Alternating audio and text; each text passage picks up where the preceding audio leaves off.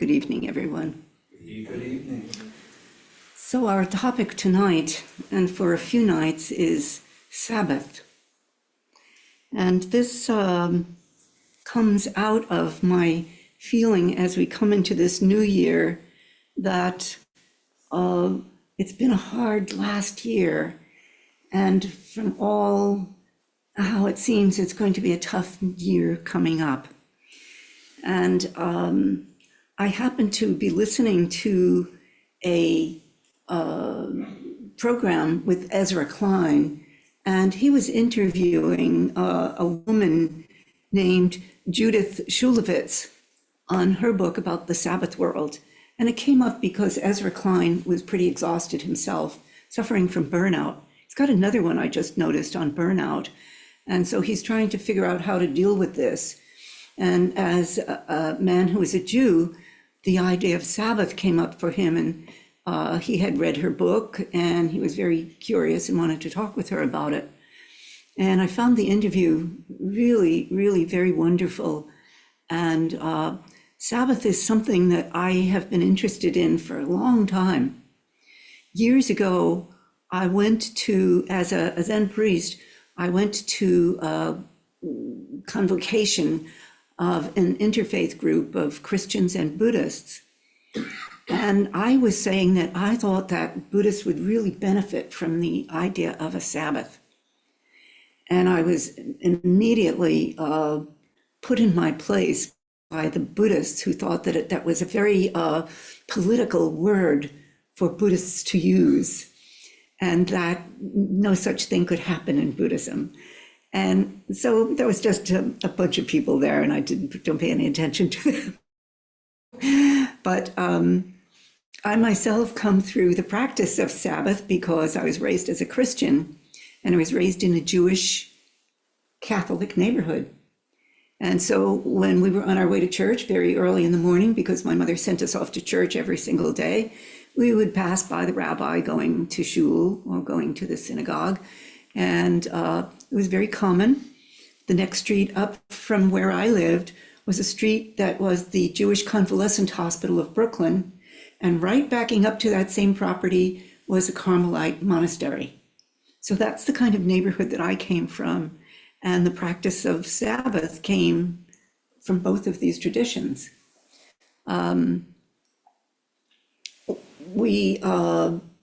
Maybe our Sabbath didn't look exactly the same as the Jewish Sabbath, because many of the Jews in the neighborhood at that time were,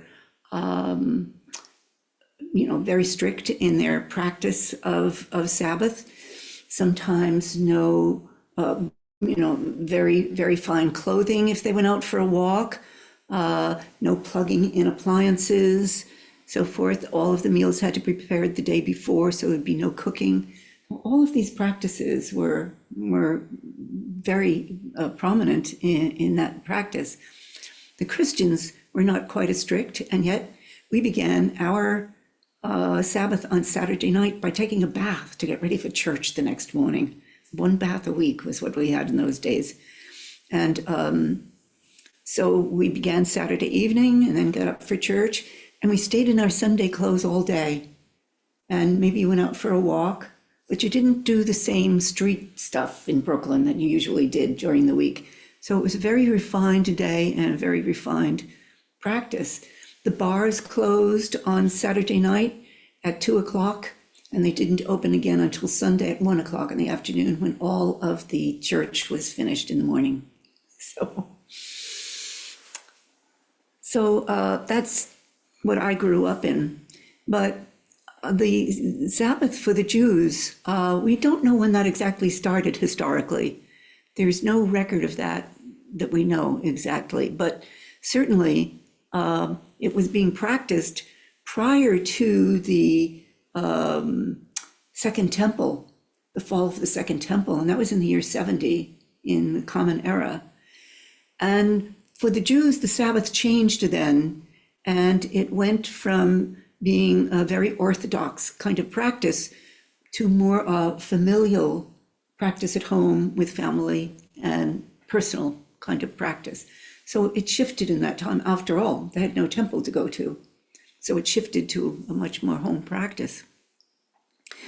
It was not particularly practiced in the early part of Christianity, but what we receive in this country comes from the Puritans, who were practicing it so strongly in England. They were given the word Puritans by those who were in opposition to their practice.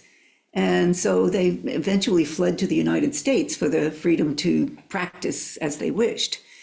And so the Puritans brought us this very strong practice of Sabbath. And still in the United States, there are 28 states that still have blue laws. Those may vary in what they do. Some of the states have no alcohol sold at all, except maybe in the state store, or no alcohol at all.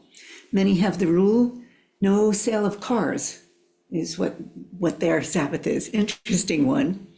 And various other ones that have to do with the sale of alcohol more than anything. But 28 states still have blue laws. I lived in Pennsylvania, and there were no alcohol sold on Sunday. And I know in Switzerland, my family live in Switzerland, the stores, the supermarkets are all closed on Sunday. But the stores down at the train station and at the airport are all open. So the train station is jammed on Sunday with everybody doing their shopping in the stores. But the other stores that are out in the neighborhoods are all closed. By law, they must be closed. And that starts on Saturday night for them. So Sabbath remains in our culture in a variety of ways, and we don't particularly notice it so much anymore, I think. Maybe there are some streams in Christianity that follow it, and certainly Rabbi Morna, who is a friend of mine, is going to come in 2 weeks, and we're going to talk with her about Sabbath. And I know she practices the Sabbath and keeps kosher and those kinds of things. So it's something that has been present in so many of our cultures. And I have, as I say, felt it would be of benefit us to examine the subject and see how we are all doing in terms of our own health. Now, we could say that on Wednesday night is a kind of a Sabbath. We come together. We're always here on Wednesday night. We all come and we sit and we reflect in quietude. And tonight we have a ceremony once a month. And so we have a ceremony and we listen to a talk, much what is done in Sabbath and has been done in Sabbath in past in Judaism and Christianity. So it's sort of like the part of where you go to the temple for Sabbath, because Jews, at least in my growing up time, while they would begin on Friday night, the blessing of bread and the drinking of some wine, and then following the next day in the afternoon, they would go to temple. And so, so this is a little bit like that, what we are doing already.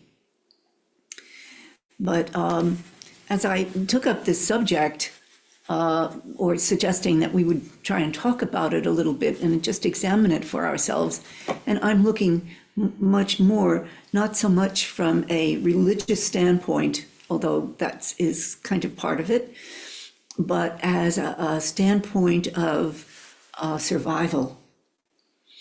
The Jews have this saying that it isn't that the Jews preserved the Sabbath, but the Sabbath preserved the Jews.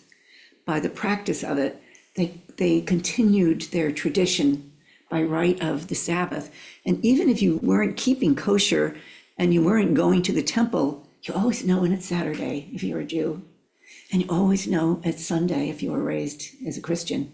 And then as a Buddhist, at least here, you always know when it's Wednesday night. So and Saturday morning, we also do Saturday morning. So I just like an examination of what we do into the importance of taking ourselves aside. We think about Sabbath as time beyond time, or time outside of time.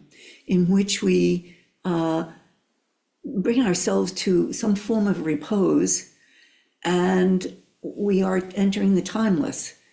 We don't engage in using our phone and computer and those kinds of things for a time, a special time that is designated as a holy time, which is what Sabbath means. It means to enter the holy. So in this time, in this week that a couple of weeks actually, that I was taking up the subject, so many things converged in the subject that came from all kinds of directions that were pointing toward this practice and the support of this practice.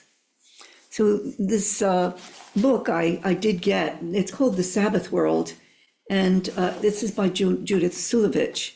As I said, here's what it looks like. It's just a simple paperback. It's not a recent book, it's 2011. And so here she says she's going to define the Sabbath. So let me read that part. She says, at this point, I'd better step back and try to define the Sabbath. As I'm using the term, it's the day in the week on which Jews and Christians, at least those who accept the Sabbath, are commanded not to work. It is the execution of a set of ritual proscriptions and prescriptions, the proscription largely having to do with work, and the prescriptions largely having to do with making the day worshipful and festive. It is derived from the fourth commandment, remember the Sabbath day to keep it holy. The words that I grew up with, remember thou keep holy the Lord's day. 6 days shalt thou labor and do all thy work, but the seventh day is the Sabbath of the Lord thy God.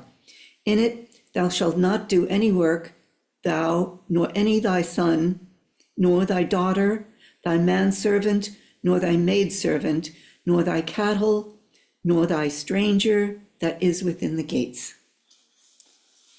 So Judith Shulevitz writes this book much out of her own ambivalence about it. She was raised in an Orthodox sense of it, and like many of us who came through a very strict kind of religious upbringing, we've distanced ourselves from that and found it maybe not helpful in our lives, or it's not timely, or we don't like the orthodoxy of it, or something like that.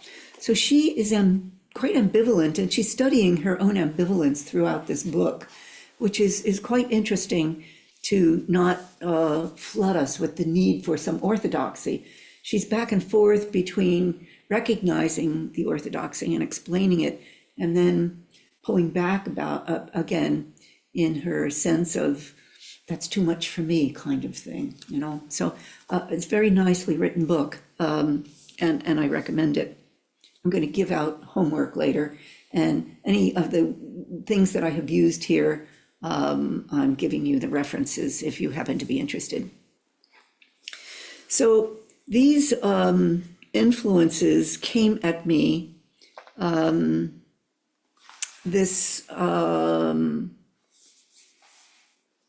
these works from all kinds of directions came at me. So I'm going to talk a little bit about the influences that came to support this subject in this week. So I hope we won't get lost too much in that. One of the interesting things about the Jews in this time of the development of the Sabbath is Jews were living in Greece. And right about that time, a little bit later than 300, which is the development of Stoicism, because Stoicism is a huge influence on Judaism. The Jews were living and mingling with the Greek philosophers. And so there is a back and forth between these two. And it's very, very interesting to note right in our times that Stoicism is kind of staging a comeback right now. The need for ethics and virtue in our society is really, we're hungry for it right now, I think. When we hear the word Stoic, we think of, oh, stiff upper lip, you just put up with whatever it is. And that is a complete misunderstanding of what Stoicism is. It's not that at all. It's the deep practice of virtue, the deep practice of ethics. And most interestingly, Stoicism is present right now in one of our practices. So let me, say it is a deep influence on Judaism, a deep influence on Christianity. Ignatius and Augustine and Thomas Aquinas all were influenced by Stoicism. Stoicism comes down further and winds up after the Second World War. We had a revival of Stoicism, and that comes with, gotta write some of these names down, because Viktor Frankl in his logotherapy is straight out of Stoicism. And so is Albert Ellis in the development of CBT, which is, you all know what CBT is, right? So amazing. So it's right in our midst. So Stoicism is right here, right now. And it's, I encourage people to look into it because it is such an interesting philosophy. It influences, it does not really influence Buddhism, but it is akin to Buddhism in its structure of the need for virtue. And Stoicism is the development of mindfulness. So cognitive behavioral therapy, mindfulness are straight out of the Stoic practices. Stoicism is not an idle philosophy that you just hold on to. Stoicism is itself a practice and requires maybe even greater practice every day than we even do in Zen. So it's holy work. The virtues are wisdom, courage, and justice, and strong ethics of reason and logic. So Stoicism is a very logical and reasoned philosophy, where Buddhism is an intuitional and transcendent kind of philosophy. So they are similar in their aims of the virtue and ethics, but they're not really the same. And so Stoicism didn't really influence Buddhism, but they have similar kinds of attitudes, let me call it. Also, Stoicism did not really have anything to do with Taoism. Taoism comes out of China, so it's quite different. But the values of ethics and virtue and justice and so forth certainly are in all of our world religions. So I just find that very, very interesting, and that it, Marcus Aurelius, and part of this came because one of my students was reading Marcus Aurelius and started a conversation on Marcus Aurelius with me. And so I found myself looking at the Stoics in relationship to this, especially with the Jews in Greece in early times. Let's see if I have to mark something off here. Here's Marcus Aurelius.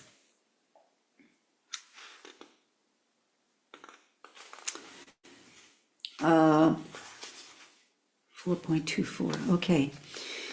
It has been said, if you want to be content, occupy yourself with few things. But it is perhaps better to say, do what is necessary and what reason requires of a creature who is made for society. Do whatever it demands.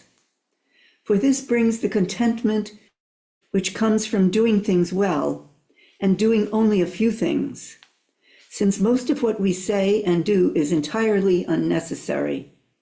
If a person could get rid of these, he would have more leisure and be in less of a state of confusion. Therefore, we all must remember to ask ourselves, is this one of the truly necessary things? But when we must leave aside not only unnecessary activities, but even unnecessary thoughts, so that unnecessary activities do not follow from them. That to me was very much in the spirit of sabbatical 214. This is also Marcus Aurelius. Even if you should live 3,000 years, or 30,000 for that matter, know just the same that no one loses any other life than the one he now lives, nor does one live any other life than that which he will lose. The longest and shortest lives thus amount to the same, for the present moment is equal for everyone, and what we lose turns out never to have belonged to us in the first place. And so what has been lost is only a mere moment. Nobody can lose either the past or the future, for how can anyone lose what they never possessed? Therefore, these two things must be remembered. First, that all things are eternally of the same form, and they recur in cycles. Therefore, it makes no difference whether a person sees these same things repeated in 100 years, or 200, or in an infinite amount of time. Second, that the longest to live and the soonest to die lose exactly the same thing, for it is only the present moment which one can be deprived of. If it is true that we possess this alone, and that you cannot lose what you do not have. So much wisdom in Marcus Aurelius. It's really wonderful. But somehow these to me speak to the practice of time beyond time, and the practice of separating ourselves briefly from our usual activities in order to refresh ourselves and to be able to go forth in the very difficult and complex times that we are in. Just these past few days are enough to tell us that we are in great need of coming to take care of ourselves really well, because there's so much ahead that we have to deal with. And as we know in the Stoics, the point is to be able to respond well, ethically, and to be clear, to be able to respond in society, so that while we separate ourselves for the time being, it is for the purpose of being able to join together in the best way possible. So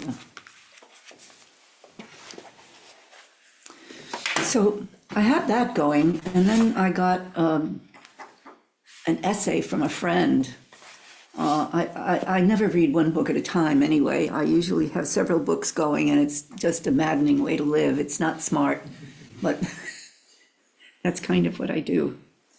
But I got this essay from my friend Don Johnson, who has come here to speak to us. He wrote a book on Martin Buber, and he came to talk with us about the connections between Buber and Zen. Buber had examined Zen at some time, and but he loves Dag Hammarskjöld. Anybody here old enough to remember Dag Hammarskjöld? Yeah, right? Probably no.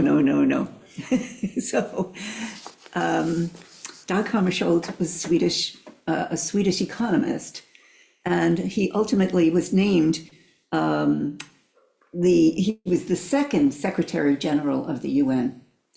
He lived from 1905 to 1961.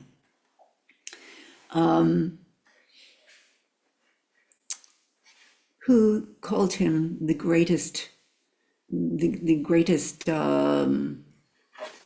can't remember who said he was the greatest patriot of the 20th century. He was named the Secretary General thinking that he wouldn't do anything and he'd be quiet and he'd mind his business and he'd just, just not do anything. And that's not what happened at all. And he created the peace peace response to various things that were going on around the world. And he essentially brought the UN into its meaning that we all had hoped that it would be. He was responding to the war in the Congo, and he was on an airplane that crashed. There's still no decision about what really happened to that crash. Believed that it was shot down. There is evidence that the CIA had been trying to bring him down. There were members of the cabinet at the time who wanted to also get him out of the way because he was making too much trouble in the world. What he actually was doing was making peace. And so the airplane crash has still not been solved. We just don't know, and it remains a mystery. But Don has done this study of Dag Hammarskjöld, and Hammarskjöld, his response to the difficulties that he lived with was to go into the mountains, and that was his form of sabbatical. His form of Sabbath was to climb in the hills and to go into the great wilderness alone.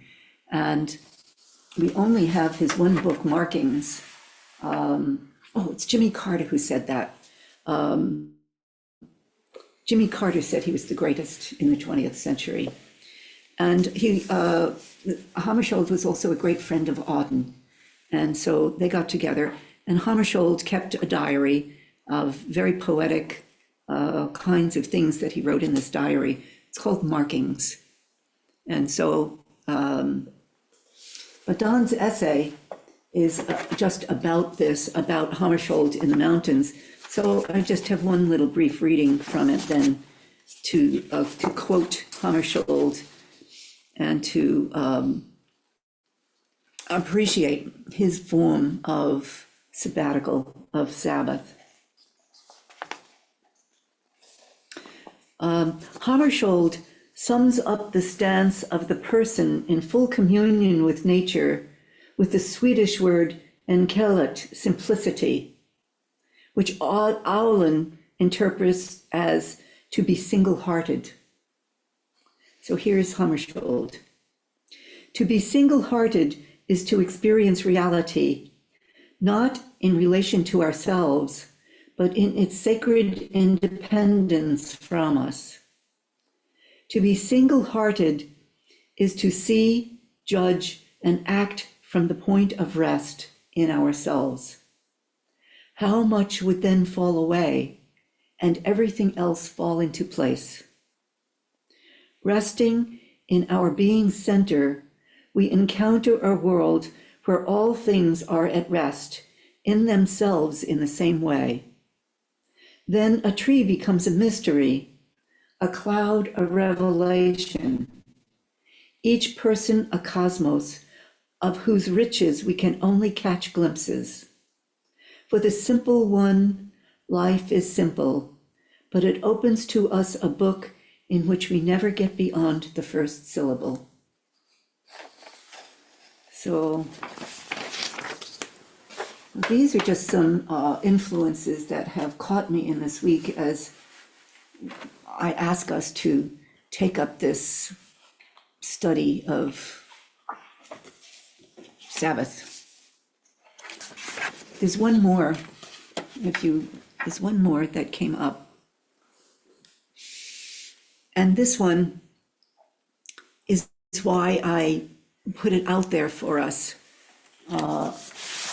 not just for these, but this one is very fascinating. This is an essay that was in Orion magazine. Everybody know Orion magazine? If you don't, it's a fabulous magazine. Oh, it's very great articles in it. It's Invisible Landscapes. And in 2018, we discovered a new part of the body that had not been discovered before. And this is a total movement of liquid through the body that moves in between all of the organs. And it's visible during a surgery, but it had never been given a name before. And when we don't have a name for something, we ignore it. We don't pay attention to it. So this, until quite recently, if doctors wanted to study human tissue from a living person, they had to remove it first. Then they'd essentially mummify it, put it under a microscope, etc., and look for the cells. Well, a new endoscope, a microscope that snakes into the body through one of two holes, two entrances, now enables us to see and study living tissue inside a breathing body with a beating heart. And once the special endoscope shone its light just below the skin into the collagen layer, it revealed something much more like a sponge than a wall, with fluid rushing between a fractal, honeycombed network. And this is the route that cancer takes through the body. So now they are using this to examine how to contend with cancer, various cancers in the body. This to me is so exciting, a discovery. But it is called, the name is interstitium, interstitium. It's a noun. And so it's such a new word that if you put that word in, it'll autocorrect it to interstitial. But it's interstitium, it's a noun, it's a thing. So also very interesting to me that it's fractal. It exhibits the same pattern at various scales. It's unified. While scientists had seen glimpses of this mesh-like network before, they had not realized that it connected the entire body, just underneath the skin, and wrapping around organs, arteries, capillaries, veins, head to toes. It's juicy. It moves 4 times more fluid through the body than the vascular system does. The fluid isn't blood. It's a clear and pre-lymphatic substance carrying within it nutrients.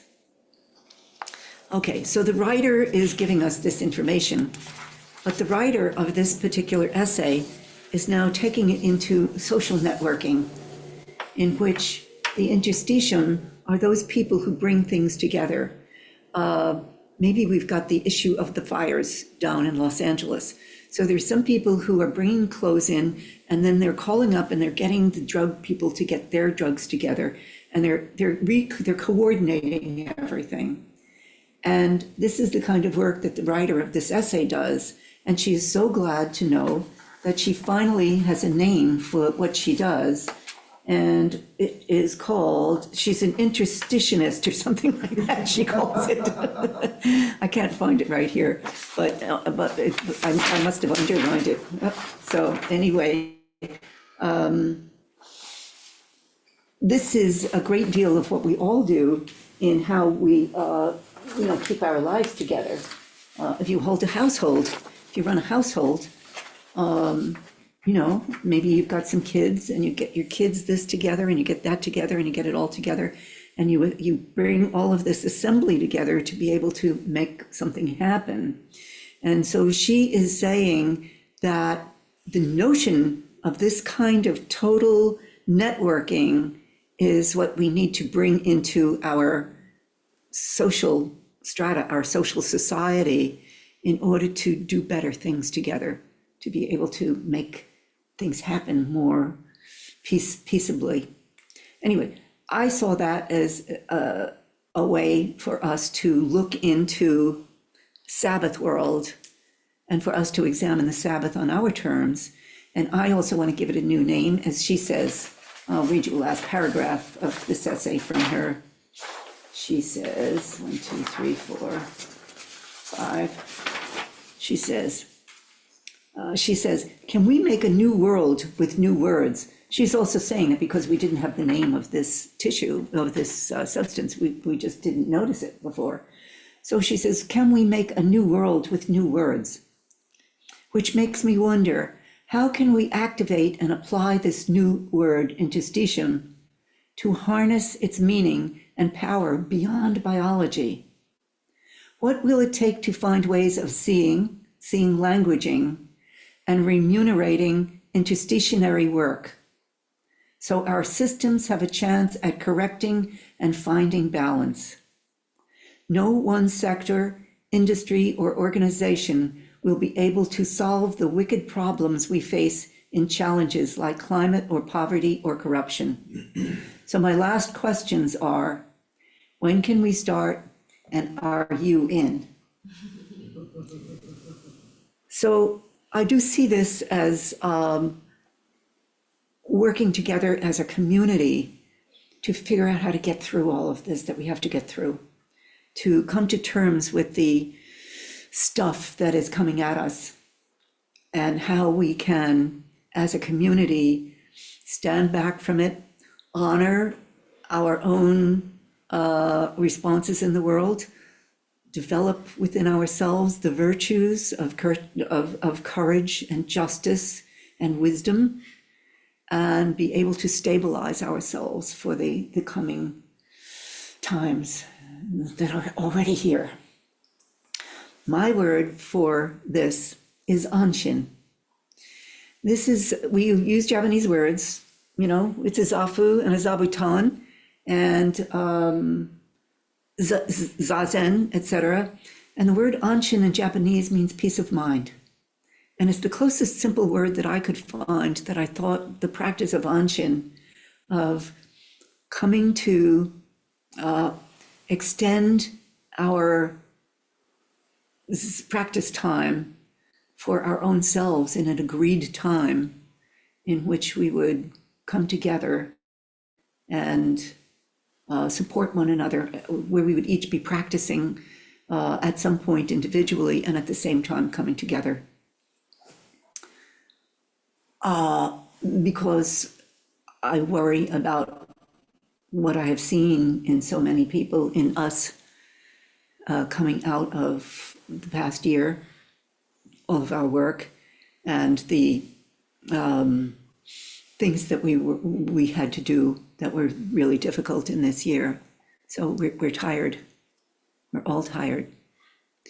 And one of the things that anshin, or you want to call it, it's okay, sabbatical, is fine. Sabbath is okay too. What it does is it refreshes us and makes us able to continue. So I don't know what time it is, but it feels like it's good time. I do have homework, and so why don't I give it out and we can look at it. And the homework, I want you to take home with you. I'd like you to work on responding. Thank you. Let me keep a couple for myself here. Give those out. Thank you, Fletcher. Okay, one sheet. Yep, just one sheet. And I'm sorry that it's so small because I wanted to just one page for each one of you. And we come back next week and we're going to talk about this. These seem to want to be there. Just leave them.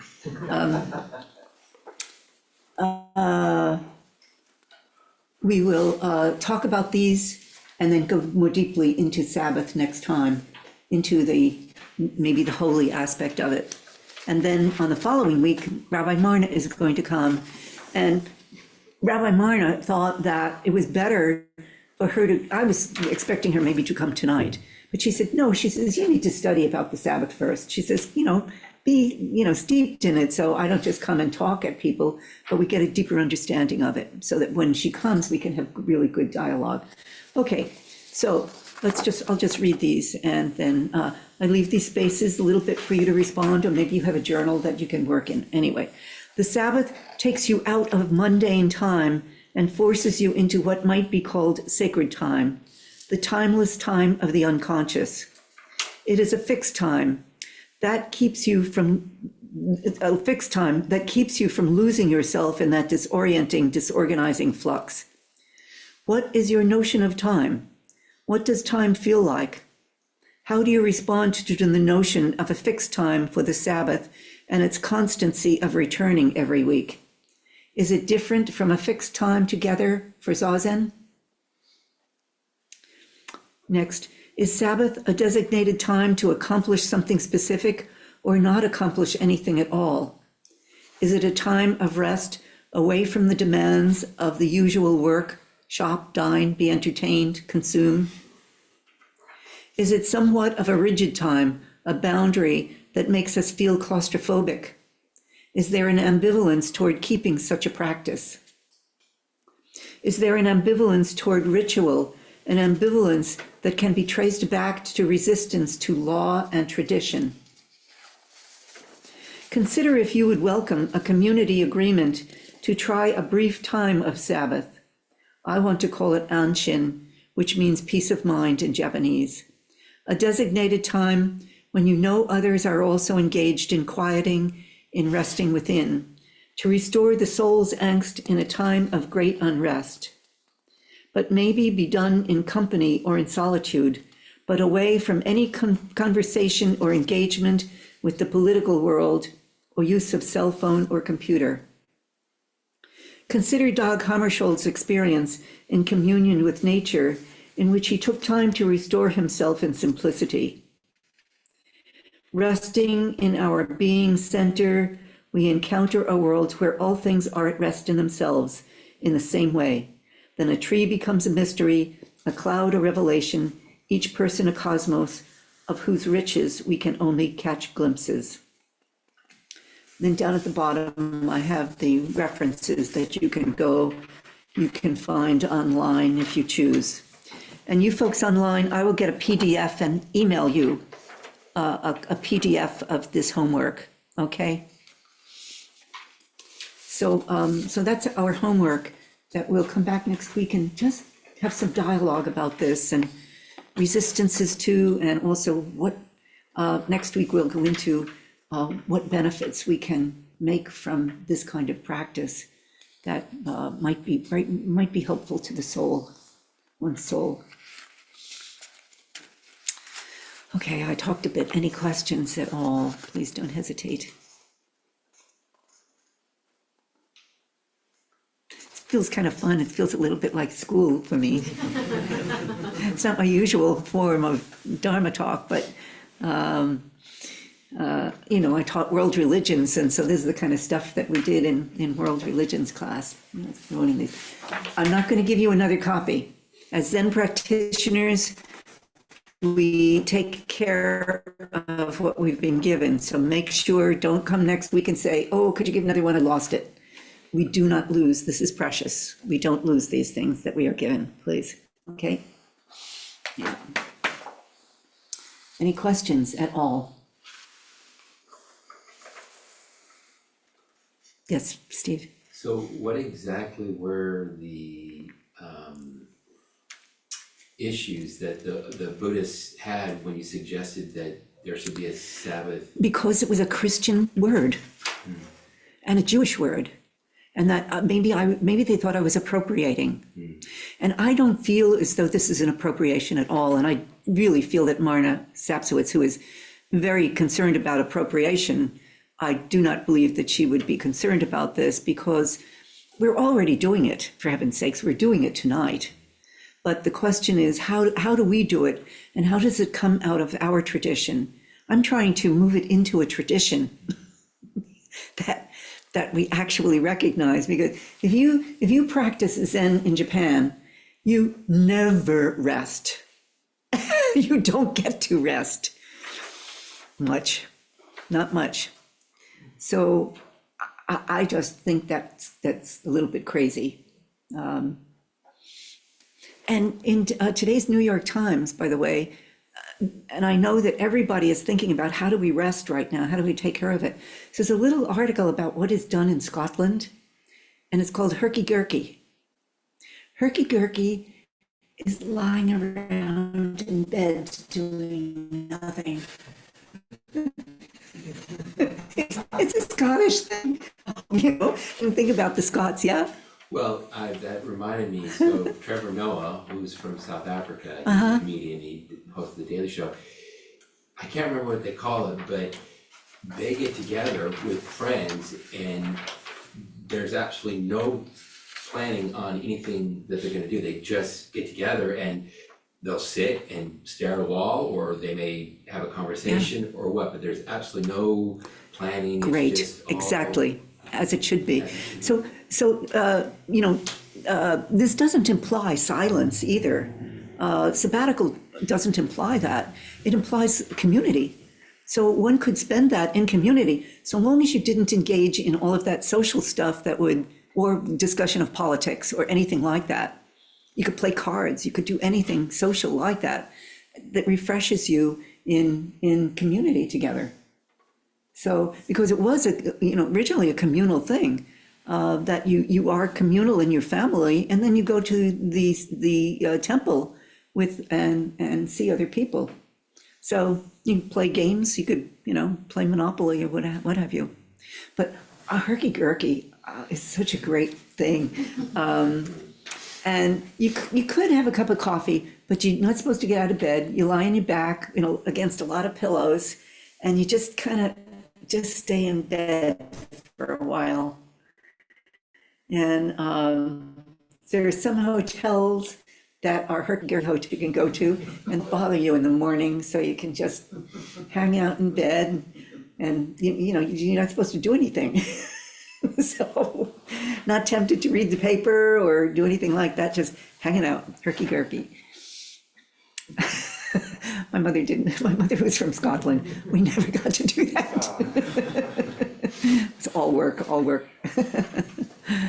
Yes. I do have a question. What do you find yourself thinking of when you're, in Zazen? What keeps coming back into mind?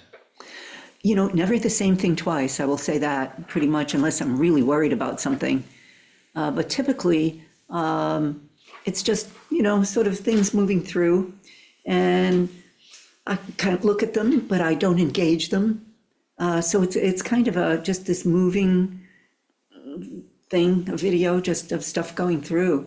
It's the job of the brain to think.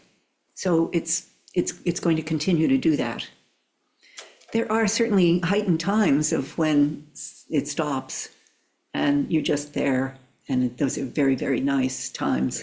But there's just a lot of just stuff going by. So, how about you?